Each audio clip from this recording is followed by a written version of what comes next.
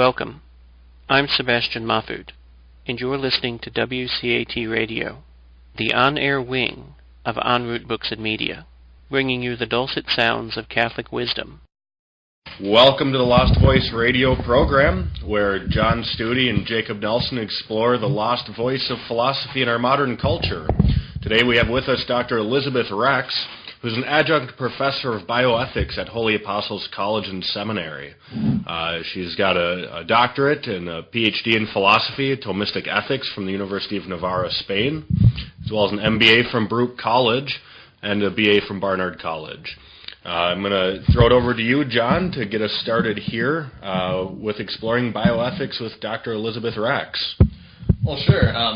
First of all, Dr. Rex, why don't you tell us about a project or a particular issue that you've been studying and have had quite a bit of interest in recently? Has there been anything that's been at the top of your mind? My passion is for the fate of frozen human embryos. And all of this has perhaps been the result of my own journey. I am a convert. I wondered in my high school years all about brain transplants and the existence of the soul. Wow. All of those interesting topics. Yeah. As a non-Catholic, to search for the truth, and it wasn't easy. And so being a Protestant, Episcopalian, Presbyterian, my father was an agnostic. We had a long journey looking for the truth. Our family moved to Mexico, fortunately, to learn Spanish and learn a new culture, appreciate another way of life. Threw us into Catholic schools in Guadalajara, Mexico, and of course I had my first real encounter with the Catholic Church and the Catholic faith. And I just absorbed it like a sponge.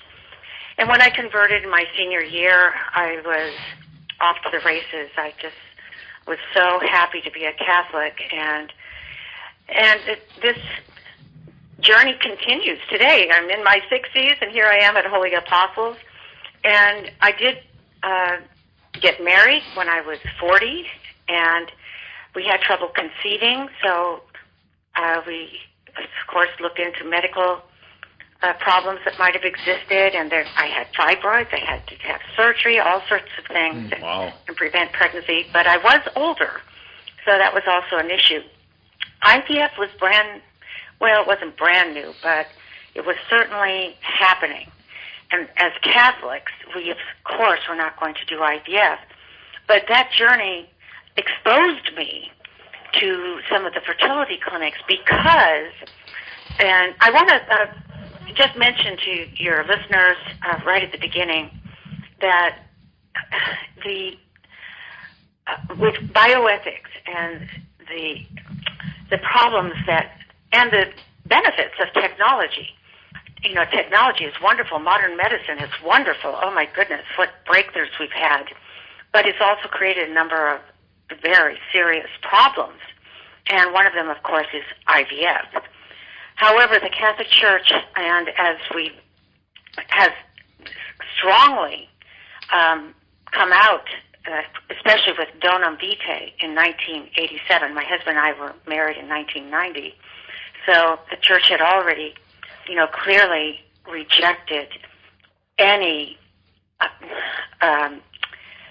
it's actually a defense of the origin of human life. The purpose of Donum Vitae was to protect marriage and to protect the marriage act, the love between a husband and a wife, to make sure that every child is conceived within marriage and from the marital act. So, Dr. Rex, could I just pause right here and interrupt? I have my master's degree in pastoral theology, and this is an issue that I studied quite a bit in my graduate studies the first time around.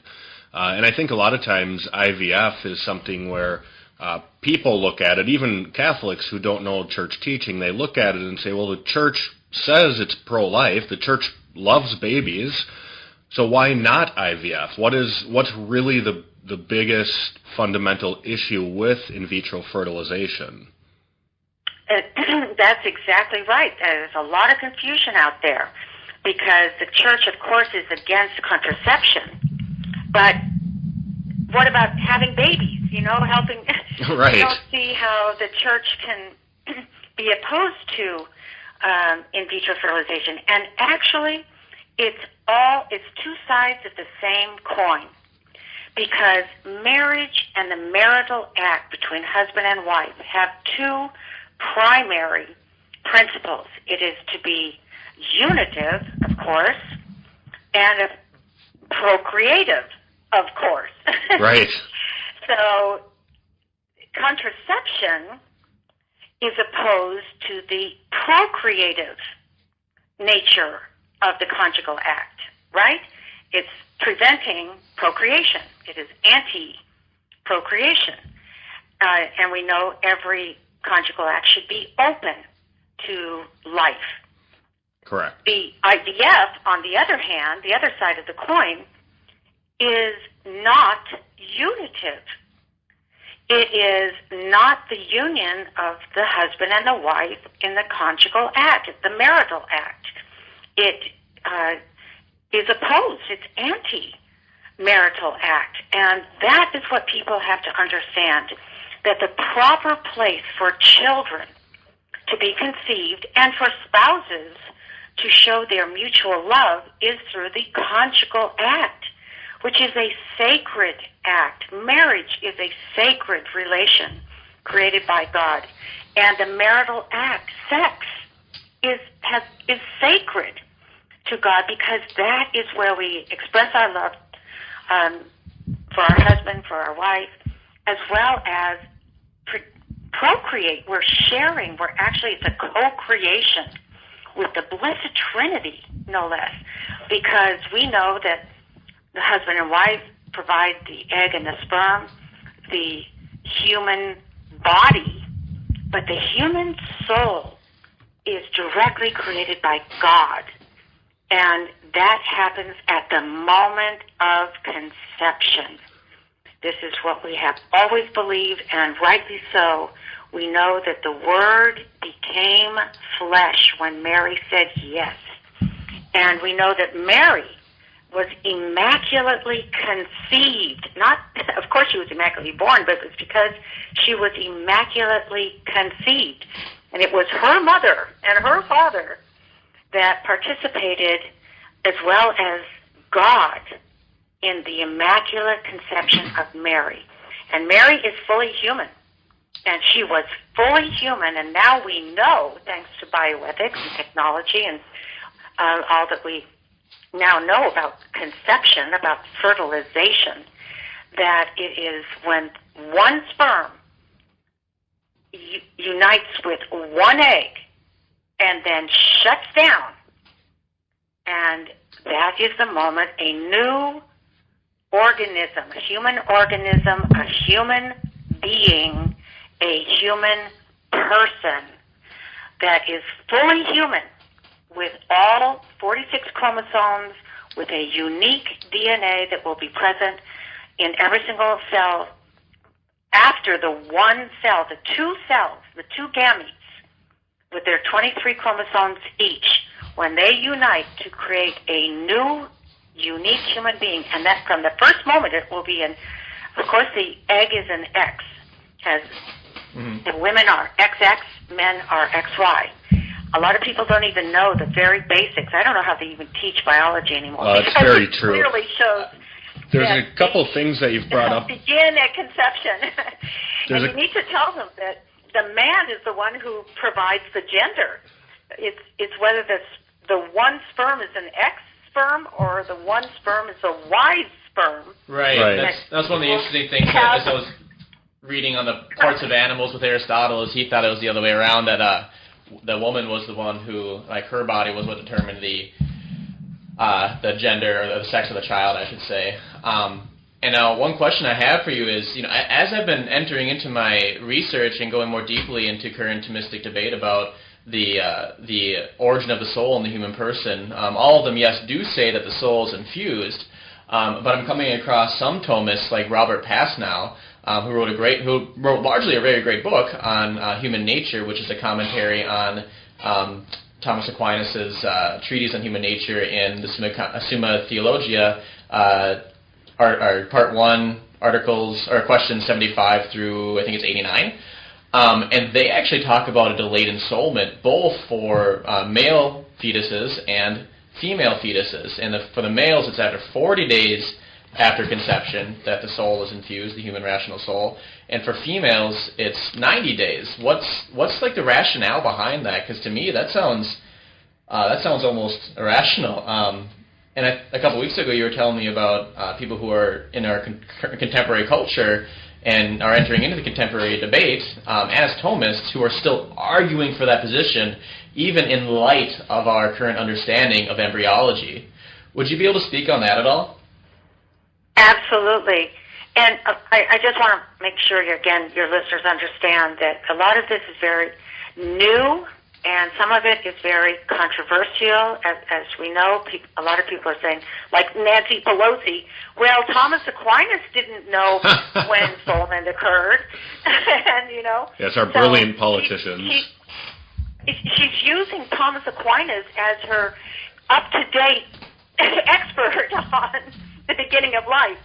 I'm sure Thomas Aquinas is rolling over in his grave, because if he were alive today, he would be so amazed at just in awe of what God has done. Beginning in the Garden of Eden, we now know that he created Adam and Eve, and that he meant for Adam and Eve to participate, to be co-creators with God himself in the procreation of every human person.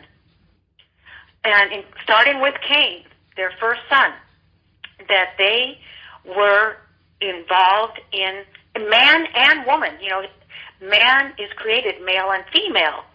So I'm a man, and you guys are men, but we're male and female. And we have our role to play. So now we know what Thomas Aquinas never knew. And I'm sure he would be the first one to be just in awe of what we know through modern technology today about DNA, that the father contributes half, that the mother contributes half, and that together it is not the DNA of the mother or the father, but the DNA of the new person that has received his immortal, created soul from God at the moment of conception. And how do we know this? This I will say, and it's brand new. I've been trying to talk with a lot of people, and it's making so much sense to so many. Mary, the dogma of the Immaculate Conception in 1854, is absolutely a shining light for science and for us who are philosophers and for theologians. What God did with the Immaculate Conception of Mary, and which is revealed truth, ex cathedra, not to be doubted, of course, at Mary's own conception. You know, we can't just imagine the Virgin Mary, you know, beautiful with her white and blue garments. Now we know what she looked like when she was conceived. She was a one-cell zygote, as we all are. Now we know that when she was, that her body, her human body, which was formed from her mother's egg and her father's X sperm, not a Y sperm, it was an X sperm, because then the X and the X means it's going to be a female, a girl, from the very first instant that that sperm enters that egg. It can only be a girl. And it was Mary. And at that moment, her human body was never touched by the stain of original sin. And this was, as you look back, Thomas Aquinas and Duns Scotus were on opposite sides of this issue. And in fact, it's a great lesson for all of us. Thomas Aquinas was wrong. He lost. His position was that Mary was conceived with original sin, the first instant of her conception, and then the next instant of following her conception was sanctified and was redeemed in with regards to the merits of Christ. And that's an interesting point, Dr. Rex, because originally, if I remember correctly, Thomas Aquinas argued for the Immaculate Conception, and then I believe it was St. Bonaventure who argued against it, and Thomas, being a humble student, said, well, this master must know more than me, and his argument seems to make sense. And a great humility. He was a very humble, and that's the pathway. Albert the Great. We have to put aside. We have to set aside our egos and look for truth.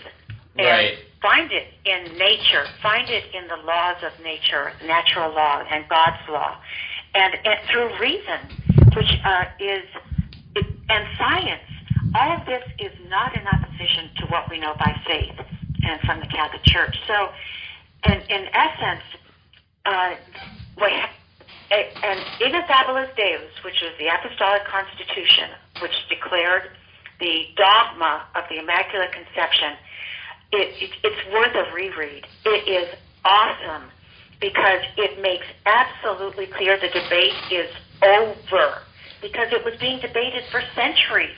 And finally, it was very divisive, and there were theologians attacking each other. Yes. And it was scandalous to so many people in the church. I think I remember the Dominicans waited around for the Pope to come out and drop dead, because they were so convinced that if he was going to come out and make this proclamation that Mary was conceived without original sin and was brought into existence, being given God's grace, because that's what original sin is man lacking God's grace and not being in communion, relationship, and covenant with Him, that the Dominicans thought that the Pope was going to drop dead so that God would prevent him from speaking heresy, which has actually happened before in the Church, interestingly enough. And one thing that's interesting too here is I really like that you are addressing the dogmas of the Church about the Immaculate Conception or the miraculous conception of Christ, and most especially with Mary, because when it comes to entering into relationship with God and receiving His grace and being completely sanctified, that's something that's only proper to persons. That's only something proper to an individual substance of a rational nature. Absolutely. And so, like, if Mary was given God's grace at conception, and only rational creatures or persons can receive God's grace in such a way, then it follows. She was called full of grace. Necessarily, yes. And she was a one-cell zygote. I cannot stress this enough. Right. And that's the thing. And you know what? It takes a lot of faith to say that microscopic one cell is the flesh. It's her body that we could see if she were under a microscope today. We would be able to see Mary, the most perfect human being that has ever been created. It was the Queen of Heaven and Earth. She's the Mother of God.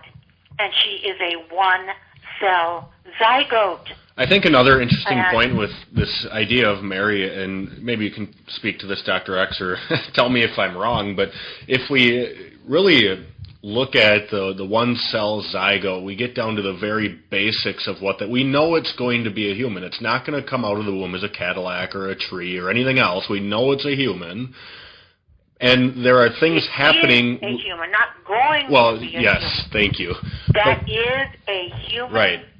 We have to get used to the new language that we must use, because verbal engineering leads to the social engineering. And they try to say it is not even an embryo, it's a pre-embryo. Right. Things like that. And so we need to know science. We need to know our own biology, because each one of us started from our mother's egg and our father's sperm, and that we were a one-cell zygote. The two shall become one flesh. Right. So that's we know exactly what Jake was saying. So we know it's a human. We know that it's going to always be a human. And at the most basic level, there are things happening within that zygote. Things are moving, cells are separating.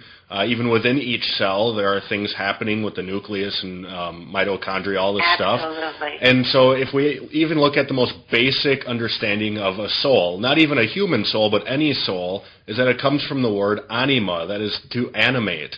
And you can't have something within the womb that is growing, that is separating, that is there are things happening, and it's distinct from the mother itself, and not have a soul, because then how is it animated? I mean, at the most basic level, it must be animated. Because Robert Pasno, he says more or less that because at different stages in development, there's a soul there, but the rational soul only comes when the matter has the immediate potential to enter into abstraction. And to me, that sounds absurd. And so basically what he's saying is that there's a time where it's a vegetative soul, and then it's a sensitive soul, and then later it's a rational soul. At that time, God infused the soul. And to me, that sounds crazy, because Aristotle talks about that everything strives towards its perfection, strives towards its form, and the form in a living thing is what we call the soul. It's that which drives it towards fully actualizing the what it isness of the thing. And if a one-celled zygote strives for, in every single case, a human zygote strives for rationality and being a fully actualized and grown human being with cares, concerns, worries, thoughts, will, and rationality and relationship. I mean, if that's what the one-celled zygote is striving for from the very moment of conception, then how could it be anything else but a rational human soul that's imparted at conception? I don't understand where people are saying that at any time a fetus could possibly have anything other than just a human soul. Right, that's the direction I'm going, is that if we know there's a soul there and it's a human, it must be a human soul fully. Right. It can't be a partial human soul. But even the fact that there's things happening within the zygote means that there must be a soul present, otherwise it wouldn't be doing the things it's doing. It wouldn't be animated. Right, and that's the thing about, and Dr. Rex, you probably know a lot more about this than I do, is that the fetus more or less makes itself. It's an internal principle of motion. The mother. Oh, absolutely. This is the difference. There's a wonderful, wonderful scientist. Her name is Dr. Maureen Condic. Condic. I recommend that you and your listeners look her up. She has written a white paper, which is probably one of the finest writings on when does human life begin. And she's since written this was back in the early 2000s. This has been around for a while, but she is a neurobiologist, researcher, and part of a university, I can't remember the university, it's out, I believe, in Utah. And her whole premise is, this is not a belief, this is not a faith, this is not an opinion, this is science. There's a difference between a cell and an organism. That is a very important scientific definition. So the egg and the sperm are special cells. Every other cell in the human body is called a somatic cell. But we have somatic cells, including your fingernails, your hair, your liver. They're also body cells. The reproductive cells have only half the chromosomes. They are not like every other body cell. Every other body cell has the full set of chromosomes. The gametes only have half. There are 23 chromosomes, not 46, within those cells. And they're different sizes. It's interesting. The egg is 300 times the size of a somatic cell. A sperm is 1/50th the size of a body cell. So it's a giant egg with a teeny tiny little sperm. And when they unite, it takes over.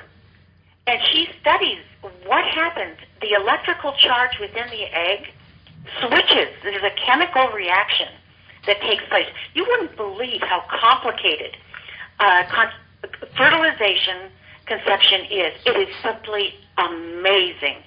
So the two cells, which are special cells, they're called haploids because they only have half the chromosomes, now have joined together to make the new individual, the new being, with its own DNA, 46 chromosomes, not the mother's, not the father's, its own. And talk about intelligence, it just takes over. It's so amazing. Now, this happens in the animal kingdom as well, but for a human being, which has its own set of, chromosomes, that we know the difference between a human zygote and a pig zygote by, the number of chromosomes and things like that. But it's a human being. And now those two cells become one-celled organism. It's still one cell, but it is now an organism. And an organism takes over. And it is its own being. It sets into motion. It does it itself. One of the first things it does is it divides from one cell into two. And that takes place within the first 24 hours. But within the first few minutes, that new being is a little girl, is a little boy. The race is there. The hair color, the eye color, everything. Imagine Mary, and then imagine Jesus at his incarnation. He is perfect man and perfect God at his conception. At the moment of the incarnation, he's not perfect God and subhuman. He's perfect man. Right. So one of the things about this that my wife and I have marveled at, because we're expecting our first baby here in August, is that, and correct me if I'm wrong, but with girls who are in the womb, they already have within them all of the eggs that they will have the rest of their life too, even as an embryo or even as a fetus. Okay. And so thinking about Mary being in the womb of her mother, already had half of what she needed to make Jesus later on, which I think is pretty astounding. My mind's a little blown, yeah. You guys would make wonderful bioethicists. Well, thank you. Because this is where it's so exciting, and that you begin to apply what we know through science and technology to what we have always believed and known by faith. It's just beautiful. It just is awesome. And so you begin to realize that one cell Mary, who is perfect in every way, that was just when she was first conceived, immaculately conceived, which we celebrate on December 8th. She is a one cell, and that body of hers, which is only one cell, tiny, is going to be where Jesus takes his flesh when he is conceived. And later on, that flesh is what is nailed to the cross and becomes a reality in the Eucharist. We are talking about real bodies and real flesh and blood and bones. And what God did is absolutely, there's a quote from one of the Psalms, which I love. I am fearfully and wonderfully made, and I thank God, I praise God. The more we know, the more awesome it really is that the creator of the universe would become a one-cell zygote. Yes, absolutely. That's astounding. And I just want to make one further note regarding the Immaculate Conception, how it actually demonstrates that Mary, or that human life does begin at conception. Because I think even people who do argue for delayed ensoulment would say that individual identity persists over time from the moment of conception. It's just a question of when does the rational soul enter. And the interesting thing is, and this goes back to her being infused with God's grace, is that when the angel greets Mary, he greets her not with the name Mary, but with the name Kakeri Tomine, which is, in Scripture, as I'm sure you're well aware, whenever there's a name given, an essence or an identity or a mission is given.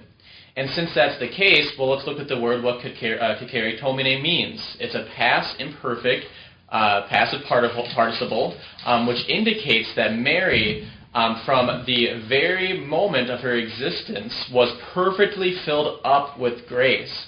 And so here we not only have an easy proof text and a place to point to for our doctrine of the Immaculate Conception, but we also have a very strong clue, if you even want to call it a clue, if not a direct proof, of the fact that life has to begin at conception. And if people were to argue something absurd like, well, God made Mary's soul special at the moment of conception, it's like, well, why would he do that?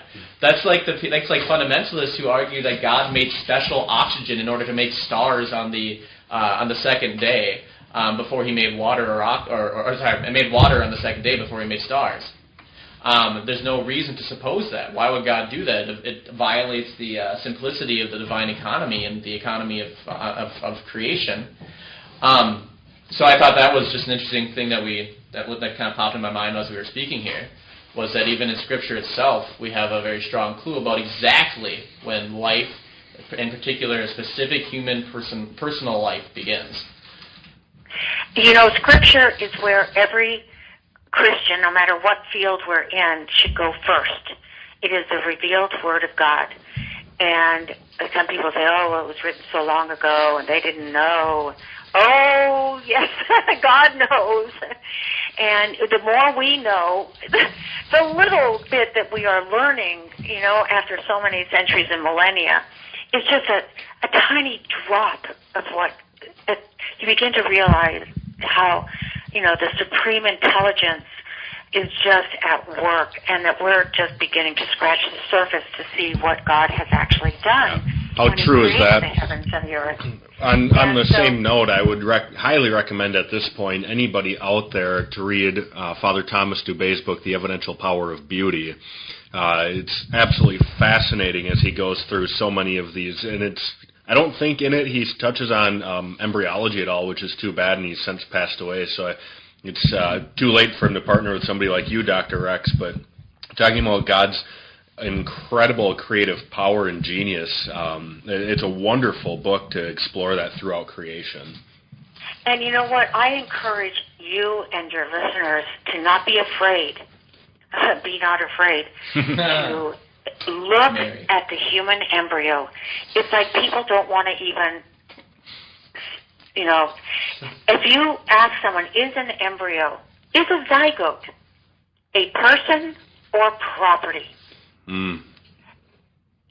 I think you're going to, oh, well, I don't know. But then if you say, well, was Mary a person or property at her Immaculate Conception? Oh, well, of course she was a person. Was Jesus a person or property at the Incarnation? Well, of course he's a person. He's a divine person, God. That's a fascinating question, Dr. X, because it gets into the other point that I wanted to, it kind of came up in about the 10th minute of the show today, is the idea of embryonic adoption, or the embryos that have been frozen, and whether or not they're persons or property.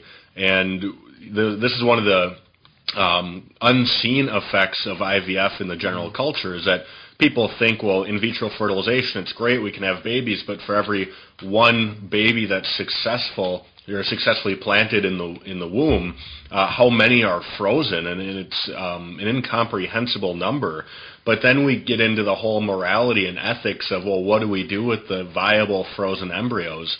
It's an amazingly interesting topic, but also one that I don't think was probably thought through on the ethical dilemma. And so your question of is it a person or property, I think really gets to this subject at its heart of what do we do with frozen embryos? Well, that's exactly right, and that is why I'm hoping that you and your listeners will pursue this.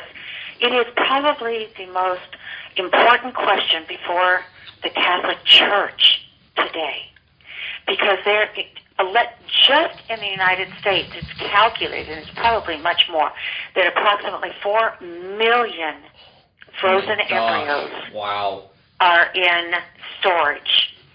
And here is Donum Vitae. Now, I'm going to promote myself here for a moment. Do it.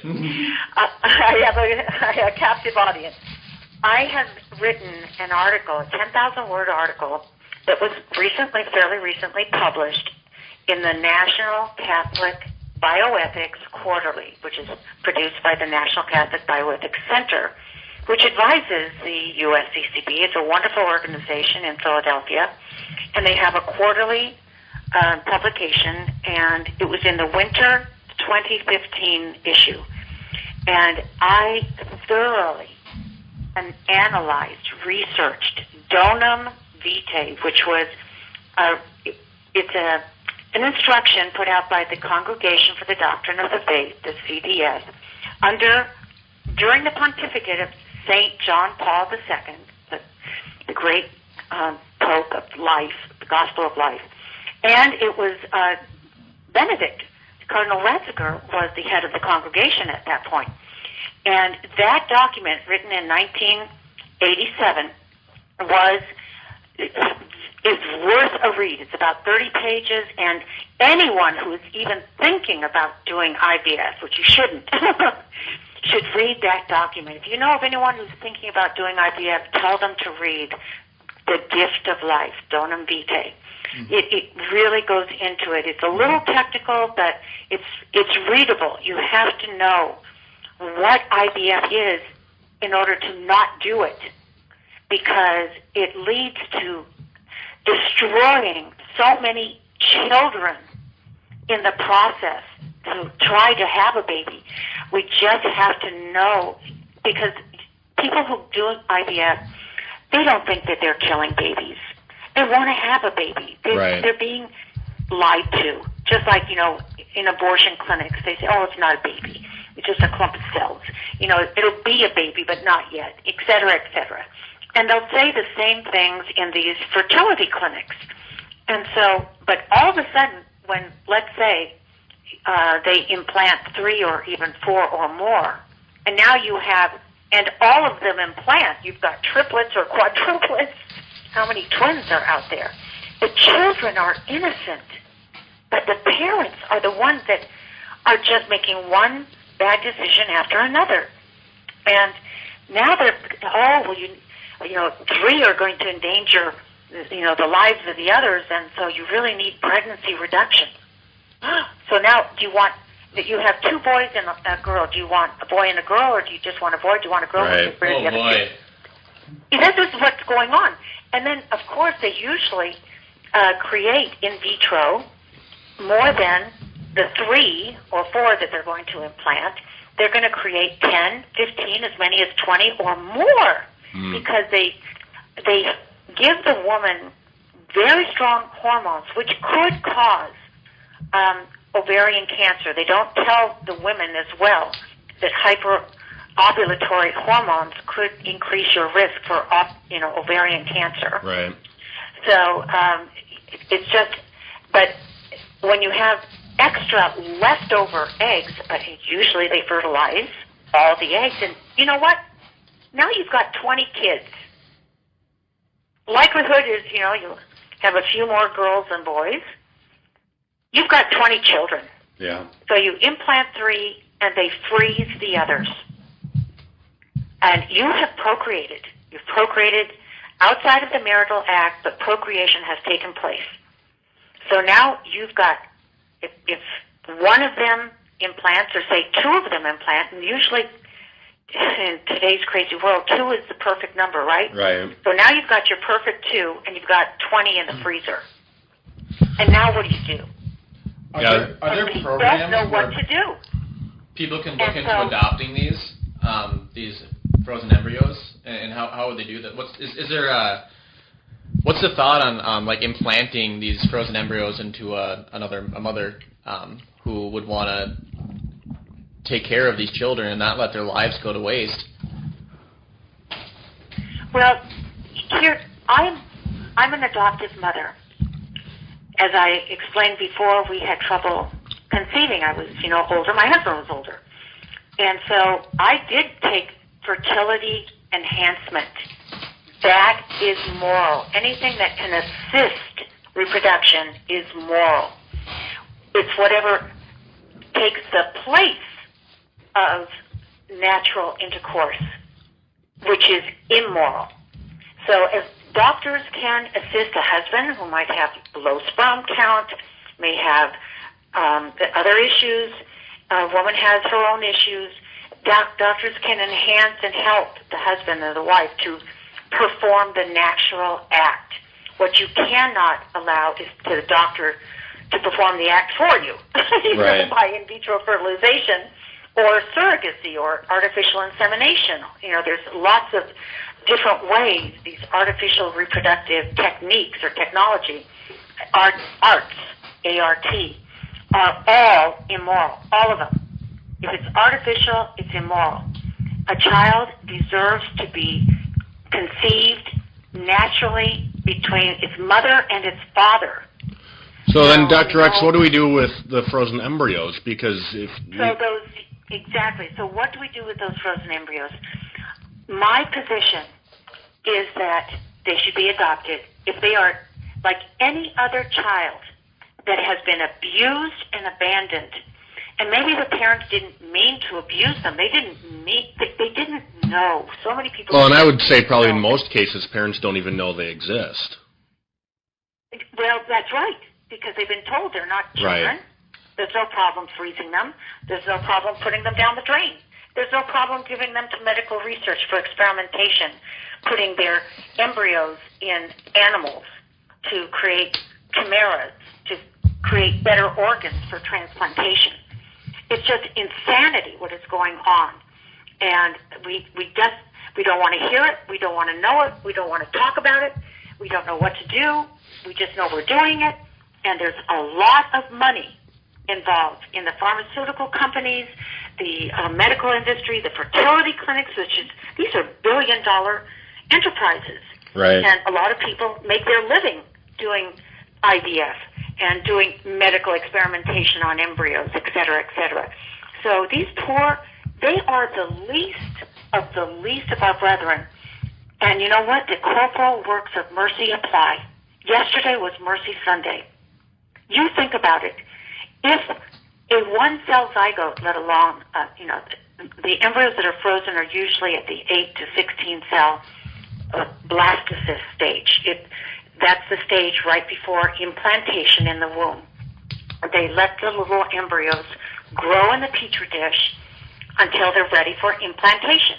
And then they take a few and implant them in the mother, and they freeze the other ones. It's called cryopreservation. And it's actually become vitrification. These tiny little embryos, they actually remove water from them and insert antifreeze. Oh. Because during the freezing process in liquid nitrogen at I forget how many degrees, the crystallization of the water could destroy the embryo. So they've removed the tiny sack of water, and it's replaced with antifreeze. These embryos are alive, and then they're frozen. And then there they are with their immortal souls. Imagine it's Jesus or Mary. When Jesus said, "Whatever you do to the least of my brethren, you do unto me," he was a zygote. He was a blastocyst. And we will be divided into goats and sheep.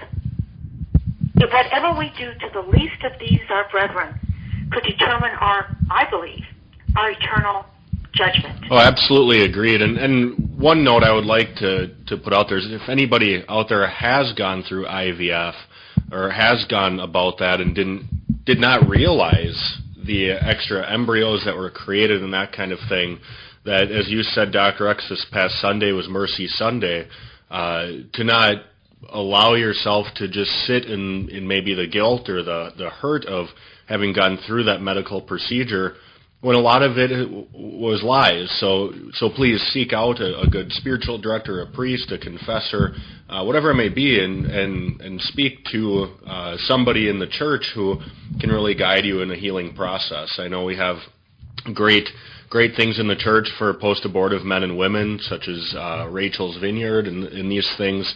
And perhaps this beckons another extension of that to men and women who've gone through IVF and have been lied to for so long. But one question I do want to ask you is that you said your position is to adopt the embryo. What does that really mean? Because it's one thing to adopt it, but does that mean to adopt that embryo and implant it into one's own womb? I mean, what does that adoption process really look like? Here's the thing, and I'm so grateful that you said that, Jacob, because it's never my intent. The truth will set us free. That was one of the favorite sayings of St. John Paul II, that we need to know the truth, and sometimes the truth is going to hurt. Yeah. Someone who was lied to, like Norma McCorvey, and she didn't realize what she was getting herself into, and later on tried to make amends. Right. Well, anyone who has done IVF, and let's say you have embryos that are frozen, and you don't know what to do, the Catholic Church in Donum Vitae did not condemn the practice of embryo adoption. There will be people out there who argue that, yes, they said you cannot do it. But I, for one, have done the research. So has Dr. William May he rest in peace, and many others who say, no, the Catholic Church, this is an open question. And there are some serious issues, of course. And that's what Donum Vitae clearly says. However, Donum Vitae also says no matter how they have been immorally conceived, they must be brought up in love. That is a quote from Donum Vitae 1:5. And so now it was unheard of back in 1987 to adopt a frozen embryo. The first embryo that was ever adopted as a frozen embryo is a young woman her name is Hannah Streech, and she was born in 1998, 12 years after Donum Vitae. Wow. And actually, the Donum Vitae, the difficult passage, it says, what about the leftover embryos? It says, embryos that are left over that have not been transferred face an absurd fate. The ones that were transferred don't face an absurd fate, okay? Right? It's what's implied there. It's only the ones that haven't been transferred that could face an absurd fate unless they're transferred, like the others. So I am an adoptive mother, and there are millions of people who would love to adopt a newborn. There are no newborns. They're all being aborted. People have to go abroad to adopt a child, and everyone wants a newborn. Well, the parents of Hannah Streech said, well, maybe we could adopt these some frozen embryos. They've already been... So you don't want to throw the baby out with the bathwater. Right. IVF is evil. Artificial insemination is evil. Surrogacy is... I'm calling it evil because we know it is opposed to God's law, and it's a very serious sin. Just like abortion is a very serious sin. Abortion is evil. Adultery is evil. Incest and rape are evil. These are sins against the origin of each and every one of us. A child who is conceived in rape was a horrible sin. The child is innocent. Once procreation has taken place, just because a woman was raped, you should not be entitled now to kill the baby. Right. That's a second evil. So the child must be brought up in love. Thank God the single mother of Steve Jobs, the inventor of the smartphone, was before 1973, and she chose adoption. She had no other choice. Abortion was illegal. But thank God she allowed her baby to be adopted. When you have an unplanned pregnancy or an unwanted pregnancy, it doesn't mean it's an unwanted child. Let the child live. Give that child the gift of life. Give a family the gift of life of a child. We knew the birth parents of our two adopted children, two different sets of birth parents. They made a loving, courageous, intelligent, oh my goodness, generous decision to give their child life and to give their child to us. So one thing I just want to try and make clear, because on our show here we do our best to abide by the law of define your terms, and we know that IVF is something that is inherently wrong, it's inherently evil. But in order to adopt an embryo, there does need to be a medical intervention in order to make that embryo viable within the womb. So is there a certain distinction of terms that maybe you can just quickly throw out? I know John has one other question. We have about 10 minutes I'm left. Glad you asked, because Donum Vitae also says any medical procedure to heal or to save the life of an embryo created in vitro must be considered licit. And so my article, I hope you will read it, is the magisterial licitness or licety of embryo transfer. It is a medical procedure that must be considered licit. Now, I would propose that the child be first adopted. It's like the adoption of any other child at any other age. Of course, you can adopt a child as a newborn, as a 1-year-old, a 2-year-old, a 10-year-old, even a 16-year-old. You can adopt children.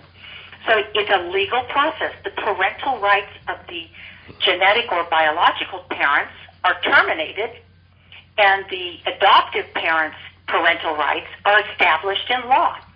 So that's when adoption becomes official. It's legal. You are now the parents of your adopted child. And let's say Joseph adopted Jesus. We know that for sure, that God created the Holy Family biologically and by adoption. So adoption is a good choice. It actually is all of the corporal works rolled into one. You feed the child, you clothe the child, you welcome a stranger, you give a home to the homeless. Think of these frozen embryos as children, as orphans. Many of them have been abandoned by their biological parents. The Good Samaritan who cared for that person. But I believe every child deserves a loving family. And that's why adoption is such an important reality in the world today. And so the same can be applied for embryos. And actually in Louisiana, for purposes of adoption, embryos have the legal status of persons. You don't adopt property. You adopt a child. And now there are 2 frozen embryos, actually 4, going to the Supreme Court because it's a custody case. It's a divorce. The husband and wife who are divorced are fighting over the frozen embryos. And are they property or are they persons? If they're children, then they go to the parent that will care for them. It's a custody decision. Who will be the best parent? If they're property, up until now, they've usually gone to the parent who doesn't want them. It's property. You can dispose of it. You don't want to be a father, you get the frozen embryo. You know, speaking of like these, this is one of the issues I think that happens with all the technological additions that we use to try to bolster or circumvent God's actual plan for our natures in the way that we operate. And another hot issue that I wanted to talk about today, if we have just a few minutes here, is the idea of transhumanism, where we actually add technological or digital enhancements to our brain or to our bodies. And this is something that's really coming about right now as kind of a big issue. I mean, in sci-fi, they've always talked about cyborgs and using all sorts of additions to make our intelligence or physical capabilities so much greater. But there's a lot of advocacy about trying to find ways to control our own evolution by the addition of technology. Has there been much stir in the Catholic bioethics field about transhumanism? Absolutely, because this was the Nuremberg trials and the Nuremberg Code supposedly put this to rest. But as you can see, clearly it hasn't. There's a lot of money and power and politics involved in all of this. So we have to go back to the Nuremberg trials and the code. Germany actually passed an Embryo Protection Act in 1990, they learned the lessons of World War II, where they were trying to create the super, race, and they were doing all kinds of selective and god-awful experiments on human beings to create the perfect human race. And this is what's going on today. And it is very serious because it's unhinged. And so we have to stop this. And it should stop at the gametes, at the eggs and the sperm. They're untouchable. In Germany, because of their Embryo Protection Act, you are fined or imprisoned, or both, if you harm a human embryo.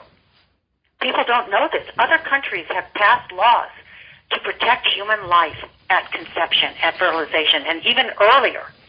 And Italy is one of the best examples. They have a medically assisted reproductive law. And I believe it is a model legislation. It's not perfectly Catholic. It does allow a married couple to perform IVF with 3 embryos only once. There's no pre-implantation diagnosis. You have to implant all 3 of them. You cannot freeze any of them. And if you get a baby, great. If you don't, too bad. You can't do it again. And then all of the frozen embryos are allowed to be adopted. And you go through the adoption process. It's a legal process. You have to go before a court. And once you are the legal parents of your frozen embryos, then you bring them home. And you bring them up as your own children. You give them the shelter, the warmth, your love from their, you absolutely restore maternity, paternity, and filiation. That child is welcomed into a loving, permanent family. And I believe that is where I hope and pray, may the Holy Family pray for us, that each and every child, which is a child of God, will have a loving human family, whether adoptive or biological. And those who have frozen embryos, there's no reason they couldn't go back and bring them home themselves and have a larger family, even if they've been frozen for 10 or 15 years.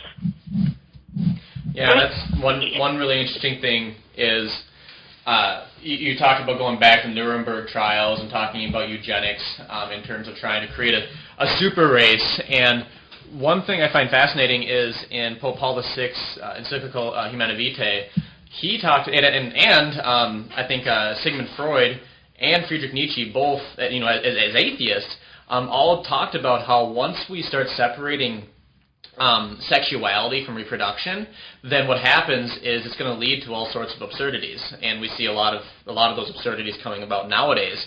And I think one of the things that is a necessary consequence of practices like artificial birth control or IVF, et cetera, is that we start presuming that we are the authors of our own natures, which is incredibly problematic. And that's actually one of the worries I have about what I was talking about before, transhumanism, where we use artificial means to enhance our mental capacity or our physical capacity, which can be illicitly used, I think, but it's a question of how and where. Well, the chief futurist for Google, Ray Kurzweil, has written a number of books on this, Man and Machine and that kind of thing. And in it, he talks about roughly in about 30 years, he expects us to reach singularity where man and machine are one. And I think that's a topic for another day. But there's a lot of implications with that. Even you think about being able to search the Internet by thinking, by having some connection in your brain to the Internet. And there's a lot of things going from our serious issues in embryology and IVF and all of this stuff, but extending into adulthood and corrupting our intellect so much that we actually desire to be one with machines, that we put computer chips and barcodes and stuff in or on our bodies. We have to, as Catholics, take a stand right now, because there was a great effort to overcome slavery. People said slavery will never be overturned. And Wilberforce in England and Lincoln and the American people, we are dedicated to the proposition that all men, women, and children are created equal. We must defend the right to life and put a stop. They never harm a child, never harm a human being, and that all human beings, including those who are very young and very small, are equal in dignity to ourselves, and the same with the handicapped and the elderly. We have to, as the American people, be in the forefront of this battle to continue the struggle for complete human equality at conception. I completely agree, Dr. Rex. You're 100% right, and that's exactly what we're trying to do here at Lost Voice Radio, is be a voice of common sense, to be the representative on the front lines of the reality that we have as human persons, created in the image and likeness of God, and fighting for that in every day, in every way. And unfortunately, we've run out of time, and so perhaps we'll have to have a conversation about some of these other issues on a different day. But for John Studi, Jacob Nelson, and Dr. Elizabeth Rex, this is the Lost Voice radio program, where we seek to recover the lost voice of wisdom and apply it to our daily lives through the application of classical philosophy and theology. If you have any questions or comments that you'd like to have us address, you can email us at lostvoice@wcatradio.com. Again, for John Studi and Jacob Nelson and Dr. Elizabeth Rex, we're signing out. God bless. We hope you enjoyed the program and will join us back for another show on WCAT Radio. This is Sebastian Mahfood. Good day.